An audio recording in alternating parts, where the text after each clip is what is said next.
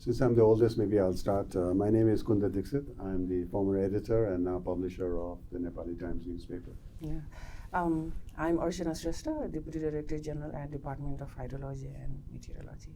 I'm Manjeet Dhakal. I work with Organization and Climate Analytics as the head of the least developed country support team, supporting the least developed countries in the climate negotiation process, and also lead the South Asia office. But I involve more on the multilateral process, supporting Nepal and the least developed countries. I'll give it a start. We are on the 60th anniversary of UNDP in Nepal, 75th anniversary of the signing of the UN Charter. So it's been a milestone year, 2025.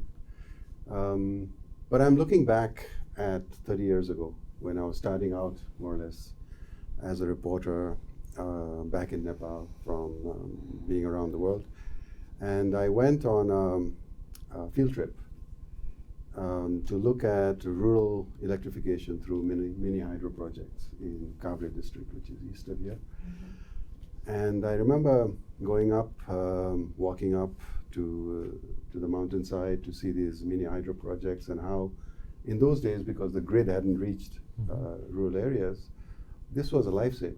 I mean, villagers now had lights inside their homes, which meant that you didn't have to depend on these smoky lamps, which meant that indoor pollution was less.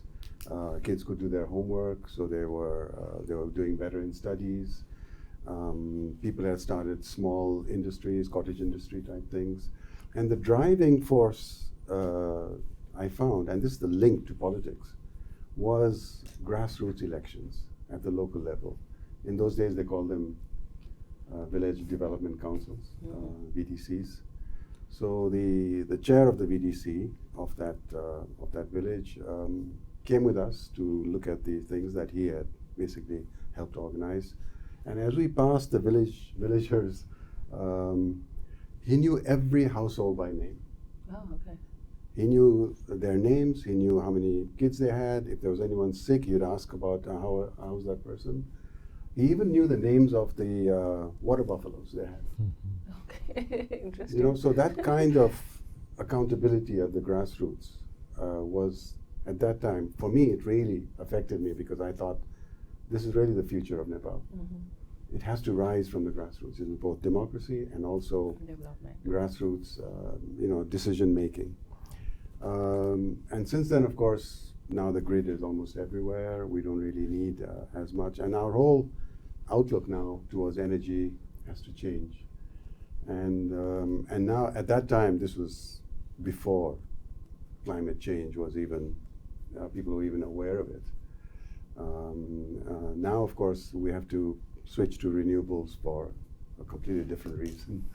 And because of our experience from that time, from the 90s, or even the 80s and 90s, it's now helpful for us to make that switch. So when you go to these international conferences, the COPs, you just come back from Brazil, do the achievements of countries like Nepal ever come up? Or are we just looked at as poor countries who need aid from the rich countries and, forever? But we have achieved so much. I mean, our forest cover has doubled in the last, since 1990, right? So all these things that we have done, even Nepalis are not aware of it. Internationally, it's not even talked about. So I think how well are we doing in explaining this to the world, do you think? I was so touched to hear about the story, that where you are coming from. I grew up with those smoky lamp, even though I come from Japa, which is more of a privileged part of the country, maybe. But that's where, and maybe because it was so called a privilege, we got connected to the main grid of electricity very late. And when I came back to Kathmandu later, I had this opportunity to get connect with the youth. That's where I started as a youth movement, and now they have flourished throughout the country in the name of Nepalese Youth for Climate Action. But in all this connection, then I had this opportunity to involve in the international negotiation process as a first youth delegate with the government, and in my recent role, I coordinate a discussion called Global Stocktake. 2 years ago, when we had a first Global Stocktake, which is called the review, the assessment of the progress of the Paris Agreement, the Paris Agreement that all countries signed in 2015. In that discussion, there has been a very good decision called a target by 2030 to double the energy renewable, to triple the renewable energy, and to double the energy efficiency. Right. This has given a very good signal, I would say, around the world. And when those targets were being discussed, then we look back at Nepal, and then it seems that we are already doing all this progress. Exactly. Yes. So that's how it was so fascinating for us to go to the international stage to say that despite our vulnerability, despite being one of the lowest emitter, we have been taking action. If Nepal can do, why not other countries? Why not the major emitters can also take action? So in my understanding, in the last few years, we have shifted from that vulnerability role as a country that has been impacted, a poor country, and so on, to a country that is taking leadership in the global front. So I mean, we have all this data, right, on hydrology, on rainfall, snowfall. The problem is that the Himalaya, these mountains we have, is a hotspot both in terms of climate, but also geopolitically. So the countries are not sharing data. How much do we need data, transboundary data, for Nepal, and are we getting it? Yeah, so it is interesting that if you look into the recent WMO's World Meteorological Organization's call for early warning for all, and UN is also the partnership on that. And so it has 4 pillars, and one of them, pillar 2, where it stresses the observation. And definitely we have improved our data from manual to from few stations to automatic, and more than 100 temperature measuring stations. We have around 500 rainfall measuring stations, similarly more than 100 almost 200 river flow or river level measuring instruments. But because it is mountainous country, so it is the climate and the weather and the hydrology varies so steeply or in a diverse way, and so we need a lot of observation. It is not enough. And talking about the transboundary, definitely for disaster management, for early warning, and also for if you want to generate forecast, we need transboundary data, which has been in place in the past through the World Meteorological Organization, because we are the member, which is also the UN agency. Your department is working with UNDP on setting up these automatic weather stations? So we have been working in a number of fronts. They have been our partner, especially in early warning, GLOF. So we worked with UNDP in IMSA Glacier Lake Risk Reduction project from 2013 to 2017, where we lowered the lake by more than 3 meters. And we had some experience working with the community as well. So being a very technical department, we don't have that kind of human resources and that kind of capacity and experience working with the community. So the working with development partners like UNDP, that really helped us understand how we can take our information to the public in the grassroots level, and how to work with them.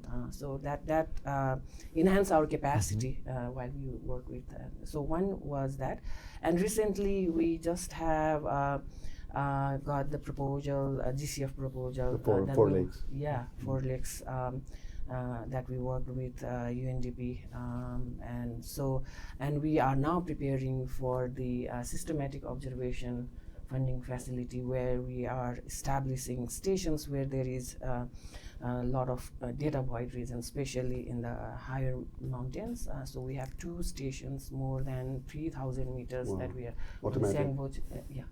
Full phase automatic. Sangboche, Chosar in Gandaki province, and then one in Karnali. I think there are two in Surkhet and Thalara, and in the Terai also. So that the main objective of that is to, and also the radioson, the upper level measuring stations, which we have one in Kathmandu, only measuring once a day. According to the standard, we should have 2 measurements, and it is very expensive. You release the balloon with a sound, and then it will measure all the way up to sometimes it goes to stratosphere. And so twice a day is a standard. And now with this project, we are trying to have twice in Kathmandu and one in Dipairo. So twice measuring, so 2 stations. So which will measure the upper level wind, and that will help improve our forecast, and through that we can have so I guess we are reliable early warning. Yeah, we're adapting to the risks that have gone up because of climate breakdown. Is that all we can do? Adapt? Or is there other things we can do? No, but that's also very difficult because when you talk about the project from the Green Climate Fund for the Glacier Lake outburst flood, it's very difficult for our country. So I work with the least developed countries where there are data constraints in many of the countries. And in climate change, we talk about a minimum of 30 years of data. There are countries who doesn't even have an establishment for 30 years. But then we also have to respect the climate science. Yes, there may not be institutions who have recorded the data for the last 30 years. And in the context of mountain, that's more difficult. Because of the complex geography and the terrain. And there is a term called climate rational that we have to justify in this project, which is called how does your project relates with climate change? How can you prove you are adapting with the climate impacts? How it is different with the regular development project? And that can only be justified based on the data, based on the record that we have, if we have an inventory of the glaciers from past many years. And I think I've seen the report for my own study as well, the work done by UNDP, ICIMOD, a number of institutions, including I think the REACH information coming from Department of Hydrology, Meteorology, the regular inventory of the glacier lake that we have built. It helps not only to this one project, but many other projects also in the academic world. So I think it's also so important that we invest in this academic, this research part as well. But just to maybe pick on your question in terms of what more we can do, this is where adjusting with the change. Where the world now is compared to last 175 years after the Industrial Revolution, the average temperature has increased almost around 1.5 degrees Celsius. That's what the world collectively agreed in Paris to limit the temperature by below 2050. 1.5. But then what is happening now? there is already the discussion about overshoot. So for a certain time the temperature may go beyond 1.5. And which means it will have a lot of irreversible impact in our region. It may just take maybe another few years to melt the ice. But to get that ice back, even after the temperature comes below 1.5, it will take many years. And 1.5 globally means 2.1 in the mountains. Exactly, that's what the research shows. So there become a role of the major emitters. To reduce emission, and that's what in my role in the Global Front, we go, we lobby, we try to inspire the major emitter to reduce emission. So the best way to adapt is also to reduce emission, and since that hasn't been enough, we have to adapt with these changes. And I think with this development in the technology, computing system, understanding of forecasting models, accessibility of the computing, like the high power computing system. So 10 years back, I never imagined that, like we will be running the model because it is so expensive and it requires so much of resources. But now we do have our own HPC, and so we can run our own model. But we have to do a lot compared to the other countries because of the mountains.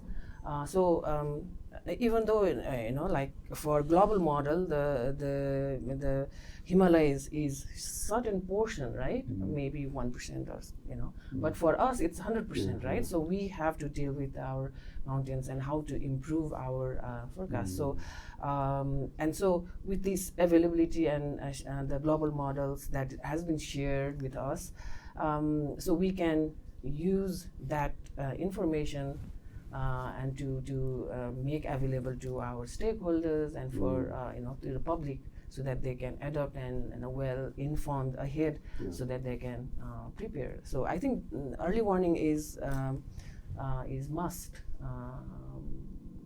And not just for us, because if these glaciers melt, it won't just affect Nepal, right? Yeah. I mean, all the countries downstream. And if you look at High Asia, which includes the Karakoram, the Hindu Kush, then all these rivers that flow down and to about 2 billion people downstream in Asia, it is everyone's concern. It shouldn't just be ours.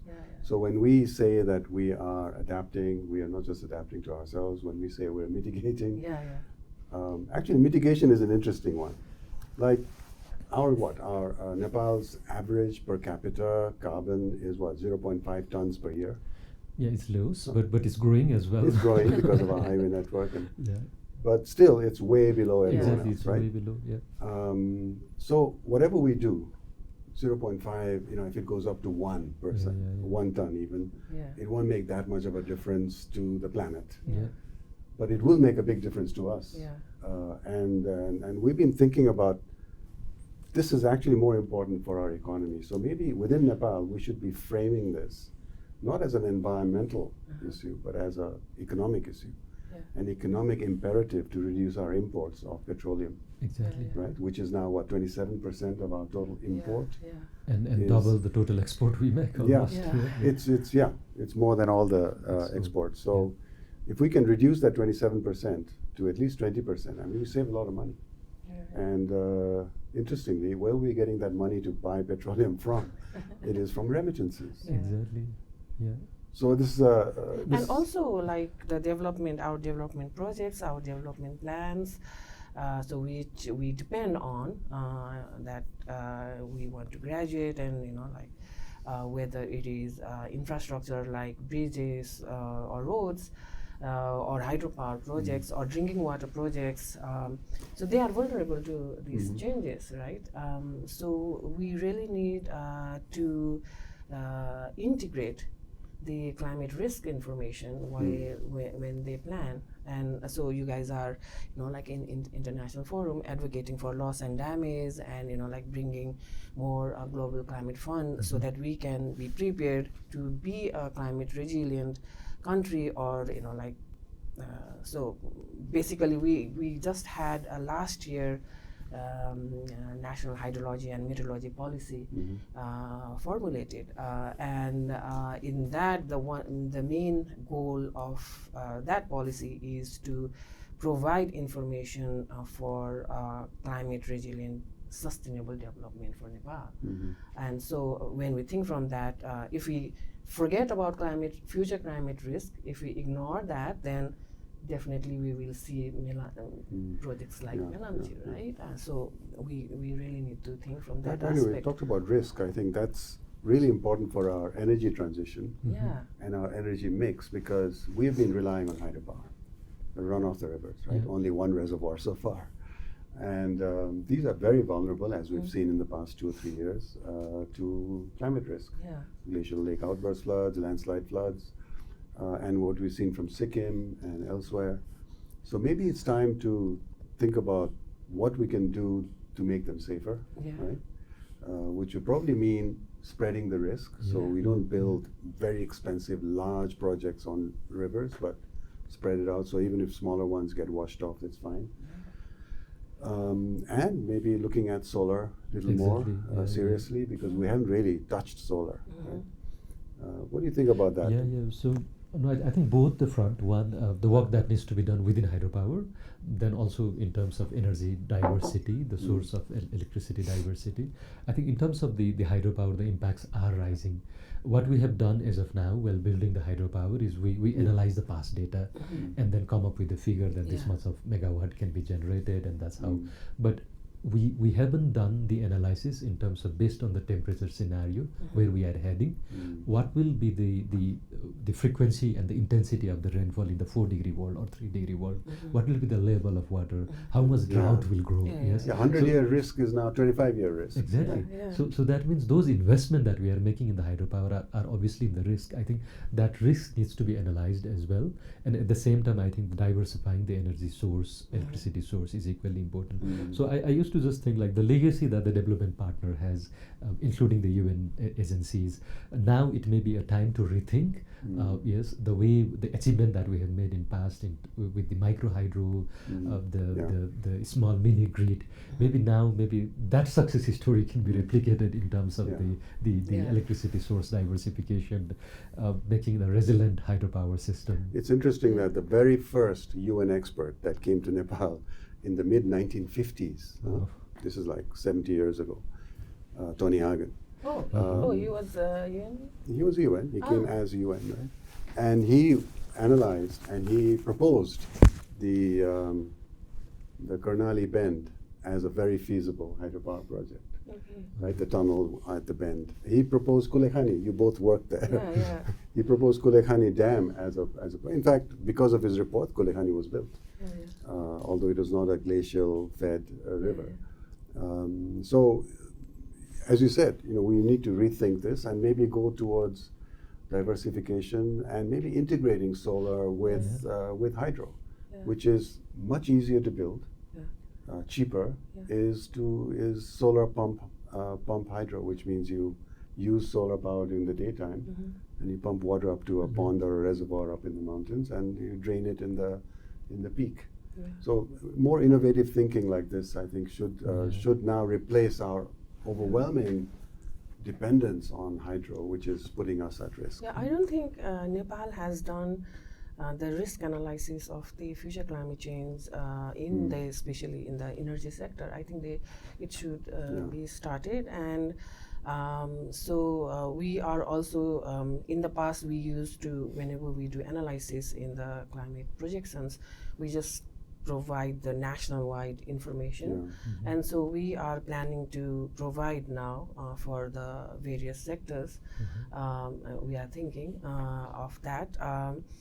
So in that also we are in partnership with UNDP. No, I think that's really useful. And earlier when we were discussing about where the resources will come from, where is the money, yes. Long ago, when the world was, I think, just starting a discussion about the climate change, we had this tax system in the petroleum, And now I think there are huge amount of There's resources. about 4 billion. 4 billion, yes, which we still have a complexity in terms of how that can be used, yes. And in the current world where the financial, this architecture is shrinking, the geopolitics, I think it's very important to look at the context exactly as you said. If we can gradually reduce the petroleum import, maybe invest that to the diversifying the energy sources, yes. So that I think that's where the prosperity could lead to. And after graduation, maybe some of these benefits that we are getting after the graduation from the least developed country, that may also shrink. And I think it's a very time to look at that. I'm old enough to remember that Nepal was a superpower in terms of biogas, household level biogas. And since before I became a journalist, I was a microbiologist who worked on biogas. And it's our success story. We exported this technology to the world from Nepal because the Nepali design for biogas, which was underground, which meant that temperature fluctuations didn't affect it as much because the bacteria could still generate methane. That went around the world. But look at biogas now. I mean, they did a survey recently of the 400,000 household level biogas plants that were built, only half are working. No, recently I went to the Hungary, and the Yeah, way they they have have one. managed the West, I was there in the site, and then there was no bad smell, and I think that was a proof of how Yeah. best they have effectively managed that. Yeah. The waste are being segregated at the source. That Mhm. means the one who is making the biogas get the resources. Yeah. Yes, so I think it's well We talked about planned. indoor air pollution.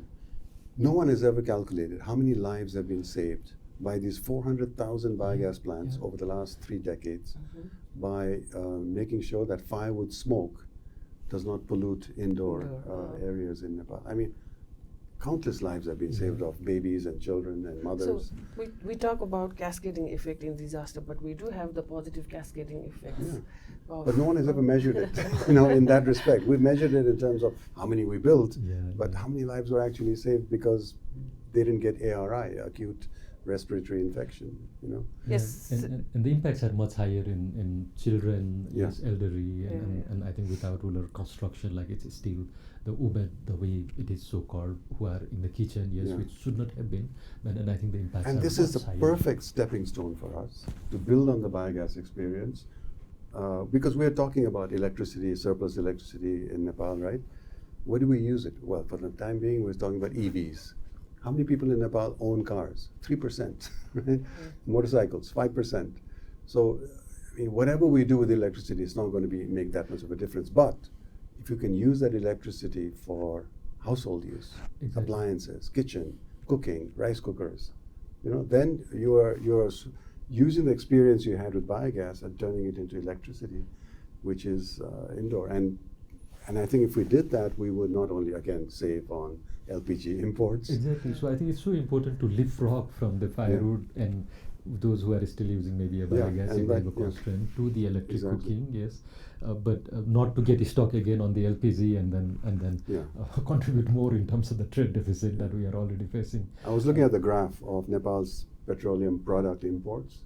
So diesel is going up, petrol is going up as well. Kerosene is more or less stable, but the steepest increase is LPG. Yeah. Oh. Wow.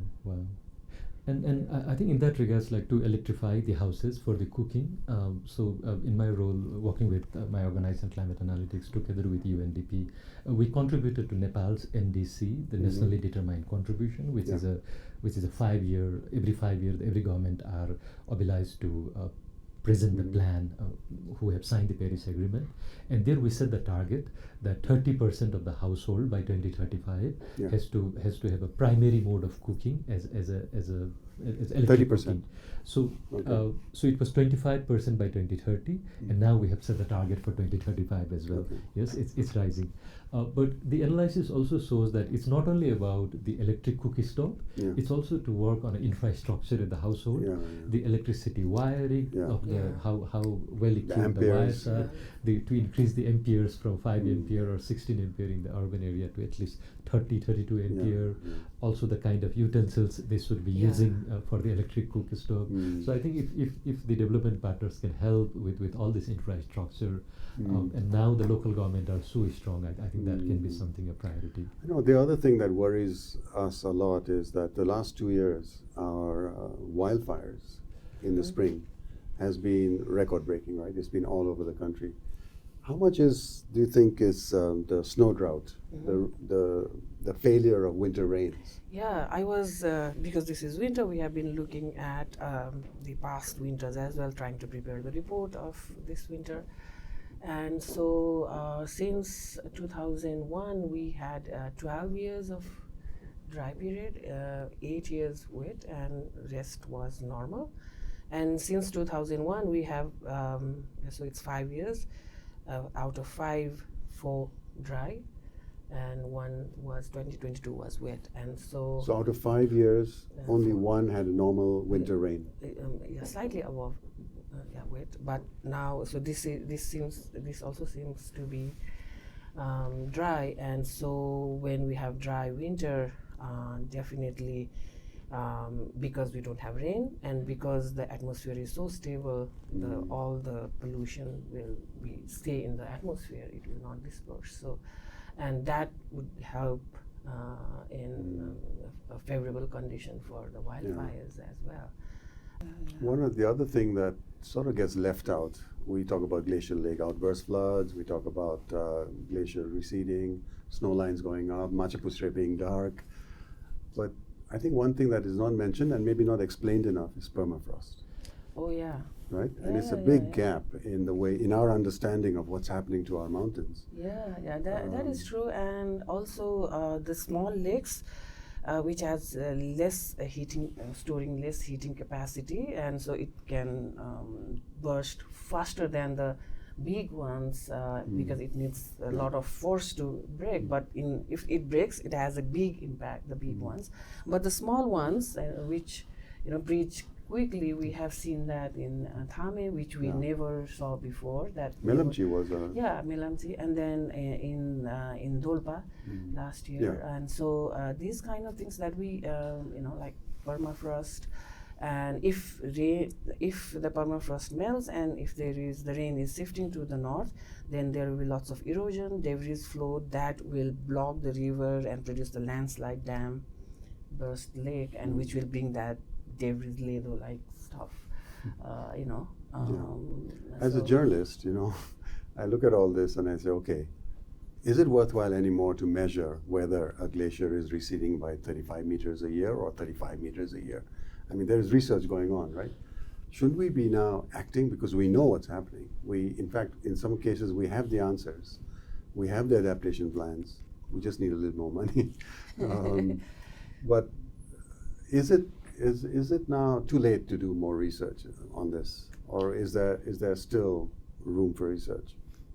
There is, if we want to have very concrete plans and development, and we want to know what we don't know and what we know, then there should be research done, because for example, the 2019 tornado, we never thought that it will happen, and when we studied this atmospheric science, we studied there is no tornado in Nepal, and I was skeptical. But when I went there, saw the satellite pictures as well as the drone pictures, I have to say it is.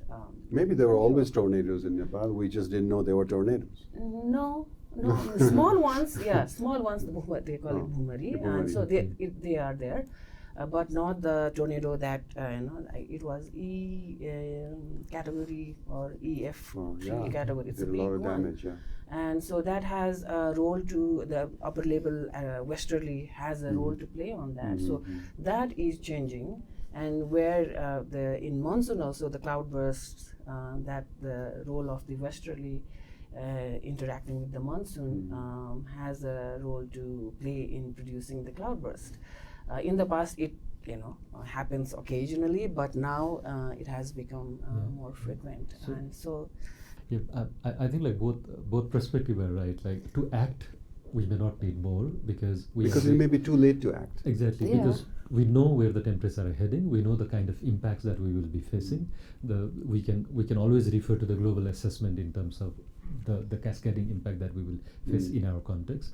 But when I see it from my involvement at the global multilateral negotiation process, we have done our part. Yes, despite being the low estimator, we have conserved forest. We are taking initiative on electric cooking, electric vehicles, early warning system. Yes, saving glaciers, so on.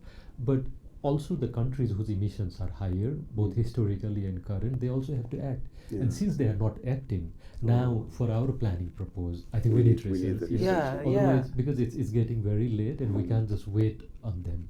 And in my other involvement in the academic sector, I think the students have benefited a lot in terms of the data generated from organization agencies like Department of Hydrology, Meteorology, and many other agencies. Yes, including I think the many UN agencies were also involved to take a record of the impacts that we are facing, like the Nepal Disaster Authority, who takes a record of the kind of impacts that we are facing, the landslides, rainfall, and so on. I think that helps a lot to analyze at this local level, the Gaupalikas, like how can they plan in the local context? Yes, so may not be a research what we used to do in the past, but now it has to be focused. Research not for the weather to decide whether the global warming is happening or not, whether the climate changes will happen or not, but what kind of change will happen and how can we adapt to that change for that we need to do research. Apparently there's computer modeling that the dry season flow of snow-fed rivers in the Himalaya will rise up to 2060, and then after that there'll be a steep drop because there'll be less ice to melt. Till then there'll be global warming, will melt more ice. So this kind of research to tell us what's coming is absolutely important, obviously. And also we may be fueling more to the emission because of the kind of air bubble and the fossils that are preserved under the snow. The kind of study that we've seen in the other part of the world. Then I think we have already been so much stuck in this vicious cycle. The more the emission will come after melting, the more the more the ice will melt. So I think it's extremely late, like, to act on this. Actually, I joined department decided to join in 2003 because I saw the events in 2002 where half of the country is flooded and half in drought. So that inspired you? Yeah, and inspired. Everybody was talking about the impact, this much damage, the air flood. Kathmandu was flooded at that time, and so nobody was talking about what brought that event. And then there was a drought in the west. And why there was no nobody was talking about the predicting it and how we can save it, right? And so in 2003 I took exam and joined, and after 20 years, last year we got media attention that we predicted, but it was not sufficient. I still feel that if we can provide the information, as you said, the impact. Okay, this kind of weather information will impact this, and what the various sectors or the public can do. That kind of point or location-based forecast, if we can provide, then I think we can. It will help to build weather-ready or climate-ready nation or climate-resilient development. I would say. So it looks like. We have a lot to be proud of our past, and things are happening for the future. I mean, our moral standing in international conferences is greater because of our contributions of the past. So we can actually say, look, we've done so much. What about you guys? But I think, and this is a confession time for me as being from the media, I think the media is not covering these positive aspects enough. We look at climate change and the glacial melting and globs in these very apocalyptic terms, which is like, we're doomed, we're finished. And this, especially among younger people, it creates a sense of hopelessness.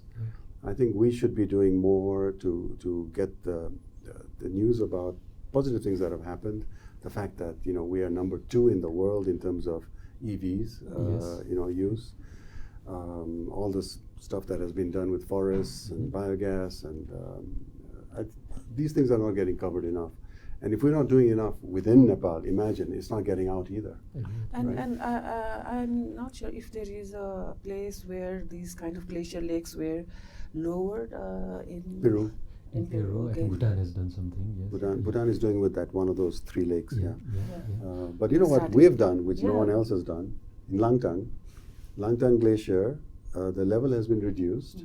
And with the water from the channel, they have generated electricity. But I was so touched about this positive part that we need to work, because in my involvement while working with the policymaker, with youth, when I interact with the politician, the climate change has been framed more as a blame game. Yes, it's not we did and the only we thing didn't that do we it, need to give us money. Give us money. So and that narrative will not help now, because even if we talk about give us money, then the global financial architecture are shrinking, and that may not be something that we will be achieving. So I think there is a lot that we can do with all this success story. The leader that we were in the biogas at that time, the mini grid, up to the one that now we are working on the electric vehicle, where the global media has also taken an attention. Maybe before, maybe the national media may have taken that level of coverage. So I think and in the negotiation, climate negotiation process, that's what we call like moving from this vulnerability perspective to leadership perspective. Even the countries in the front line can also take lead. Yes, and if again, just to repeat, if we can do, then why not others? Exactly. Yes, because for other base emitter, it's also about their economy and all.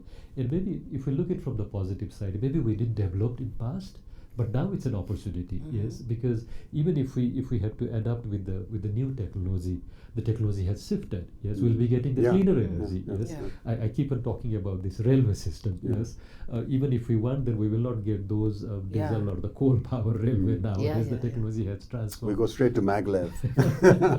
Exactly. So I think it's a good opportunity, and maybe not to repeat the mistake those others have done in past. Yeah. So before we close, would you like to say a few last words?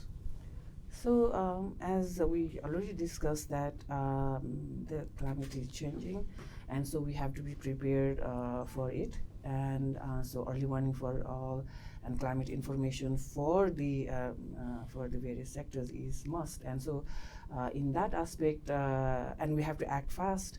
And so in that aspect, the development partners like UN, we have to work with them so that we can move their providing information to the grassroots and the sectors faster way.